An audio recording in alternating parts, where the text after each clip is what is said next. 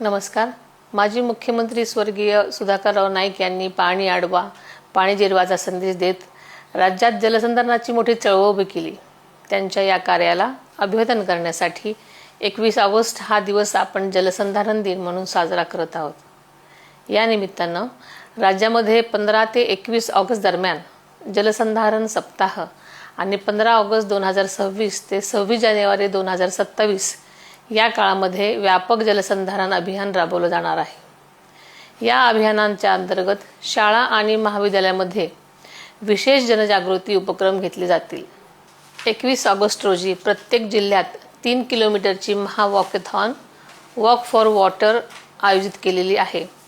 युवकांसाठी 15 ते 19 ऑगस्ट दरम्यान माती आणि जलसंधारण या विषयांवर आकर्षक बक्षिसांची रील स्पर्धा देखील आयोजित करण्यात आली आहे। माती आणि पाणी ही केवळ निसर्गाची संपत्ती नसून आपल्या पुढच्या पिढीचं भविष्य आहे। म्हणूनच माती वाचवा, पाणी जपा, सुरक्षित भविष्य घडवा या ध्येयाने ही मोहीम केवळ शासनाचीच न राहता आपल्या सर्वांची लोकचळवळ बनवूया। सर्व नागरिक, महिला, युवक आणि विद्यार्थ्यांनी वॉकॅथॉन आणि रील स्पर्धेमध्ये मोठ्या संख्येने सहभागी व्हावं असं मी आवाहन करते। धन्यवाद। जय हिंद, जय महाराष्ट्र।